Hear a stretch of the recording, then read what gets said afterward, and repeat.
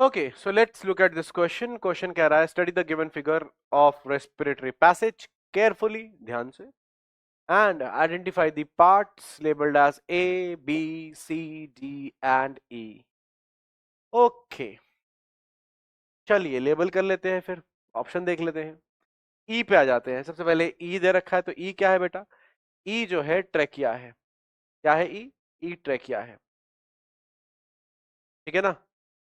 Main respiratory structure जिससे आगे division होता है, दैट इज ट्रेकिया। तो ई ट्रेकिया है। तो हमारे कौन कौन से आंसर आ सकते हैं? हमारा ये आंसर बन सकता है, हमारा ये आंसर बन सकता है। कौन सा वाला नहीं बनेगा? ये नहीं बनेगा और ये नहीं बनेगा, तो इसको काट देते हैं। तो बी तो आंसर नहीं है हमारा, और सी भी नहीं है, ये हमने पता लगा दिया थ्रू जस्ट ट्रेकिया। ट्रेकिया से नीचे आते हैं, ट्रेकिया से नीचे आते हैं तो हमारे पास प्राइमरी ब्रोंकस बनेगा, ठीक है ना।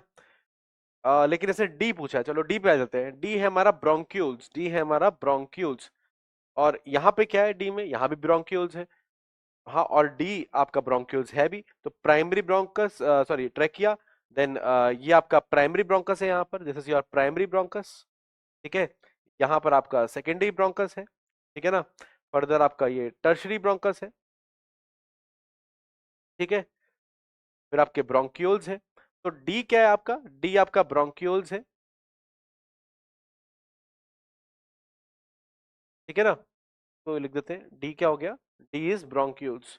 तो दोनों ही ऑप्शन में ब्रोंक्यूल्स दिया हुआ है, तो यहां तो कोई बहस है ही नहीं, ये ब्रोंक्यूल्स हो गए, ठीक है। चलिए इसको भी टिक कर लेते हैं, ये भी ब्रोंक्यूल्स हो गया। सी इज एल्वियोली या सी इज एल्वियोलर सैक। अब देखिए ध्यान से, जो सी वाली मार्किंग है ना, थोड़ा दिमाग लगाइए, इसने दो चीजों को पॉइंट किया एक ही के अंदर। अगर आप एक ही स्ट्रक्चर के अंदर दो जगह पॉइंट आउट कर रहे हो, मतलब आप अंदर वाले छोटे स्ट्रक्चर को दिखा रहे हो। अगर मुझे इस स्ट्रक्चर को दिखाना होता, अब देखो, ए में ये स्ट्रक्चर दिखा रहा है, इसी से कंफ्यूजन दूर हो जाएगा। ए में ये स्ट्रक्चर को मार्क कर रहा है, लेकिन सी में अगर इसको इस स्ट्रक्चर को दिखाना होता तो ये एक ही एरो से दिखाता। इसने दो एरो दिखाए, मतलब ये दो अलग छोटे छोटे स्ट्रक्चर्स पे मार्क कर रहा है।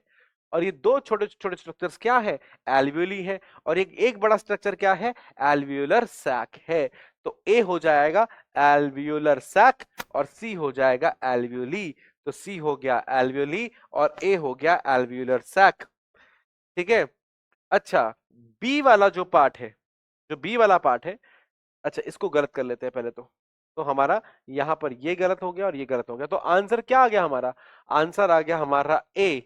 लेकिन कई स्टूडेंट्स को यहाँ पे डाउट रहेगा कि सर बी जो है सेकेंडरी ब्रोंकस है, टर्शरी ब्रोंकस है, इसकी हम कैसे बताएं? क्योंकि ट्रेकिया आ गया भाई, इस डायग्राम में क्लैरिटी नहीं है ना थोड़ी सी, भाई ट्रेकिया आ गया है ना। ट्रेकिया के बाद आप देख रहे हो कि यहां से रामिफिकेशन चली गई, ठीक है। लेकिन अगर आप ध्यान से देखोगे इस डायग्राम को, तो देखो ये हिस्सा, ये बटा, ठीक है, ये प्राइमरी ब्रोंकस। फिर ये देखो, ये इसके जो टुकड़े हुए फर्दर, ये हो गए सेकेंडरी ब्रोंकस। फिर फर्दर उनके जो टुकड़े हो रहे हैं, ये हो गए आपके टर्शरी ब्रोंकस। तो ये जो स्ट्रक्चर ने यहां लेबल किया है, that is your secondary bronchus. अब देखो यहां पे आप गड़बड़ कर सकते हो, मैं बिल्कुल मानता हूं कि इस डायग्राम में उतने क्लैरिटी से नहीं दिया, तो आप गड़बड़ कर सकते हो सेकेंडरी या टर्शरी ब्रोंकस में, तो वो मैं एक्सेप्ट कर रहा हूं। तो इस क्वेश्चन को आपने रिजॉल्व करना है on the basis of alveolar sac and alveoli. और लॉजिक देखो मैंने क्या बताया आपको, कि अगर वो एक बड़े स्ट्रक्चर को, देखो ये थोड़ा ना दिमाग लगाने वाली बात होती है, आईक्यू वाली बात है ना, कि अगर ये कहीं जगह आपको दिख जाएगा कि उसने टेस्टिकुलर लोब्यूल बोला है, ठीक है, या सेमिनिफेरस ट्यूब्यूल को मार्क कर रहा है, तो ये बात ध्यान समझना। ऐसा कई जगह होगा कि मेमोरी ग्लैंड के अंदर उसने एक स्ट्रक्चर को बोला है या बड़े स्ट्रक्चर को बोला है। तो लेबलिंग जब भी ध्यान ना, ध्यान समझना, उसने देखो बड़े ध्यान से ऐसे बना हुआ था स्ट्रक्चर, ठीक है।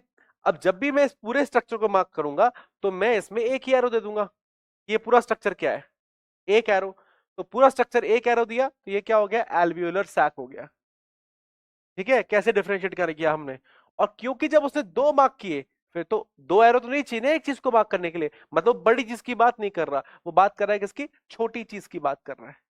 तो यहां पे आपने लिख दिया। अब ये हो गए एल्वियोली, ये छोटे छोटे।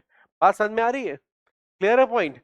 तो ये लॉजिक आपने लगाना है अगर आपको ऐसे कहीं आप फंस जाते हो जिसमें एक बड़ा स्ट्रक्चर भी है और अंदर छोटे स्ट्रक्चर भी है और आपको नहीं समझ में आता कि बड़ा स्ट्रक्चर बोला है छोटा स्ट्रक्चर बोला है, तो आप ध्यान देना कि वो पूरे स्ट्रक्चर को लेबल कर रहा है। कभी कभार आप ये भी देखना कि कभी कभार जब लेबलिंग अगर होगी, अगर डबल लाइंस नहीं होंगी, सिंगल लाइन नहीं होगी ऐसे, तो कभी कभार मान लो उसने एक ही स्ट्रक्चर दिया, तो वो आपको जब देगा, समझदार होगा वो पूरा ऐसे करके लेबलिंग देगा, अब देगा। तो बताओ इसको क्या बोलोगे? इसको बोलोगे एल्वियोलर सैक। तो ऐसा परेशान नहीं होना आपने, ठीक है? तो आपने थोड़ा अपना आईक्यू भी लगाना है, सिर्फ क्वेश्चन में नॉलेज से मतलब नहीं है, आईक्यू से भी मतलब है, ठीक है? तो लॉजिक क्या लगाया हमने यहाँ पे, हमने कॉन्सेप्ट क्या लगाया? कॉन्सेप्ट बेसिकली हमने यहाँ पर जो हमने पढ़ा है, that is what, that is basic respiratory system. आपको रेस्पिरेटरी सिस्टम का स्ट्रक्चर पता है तो आप ये क्वेश्चन कर लोगे, और थोड़ा सा आईक्यू होना चाहिए, ठीक है? तो इसका तो आंसर हो गया आपका ए, और कॉन्सेप्ट क्या लगा? रेस्पिरेटरी सिस्टम का बेसिक स्ट्रक्चर।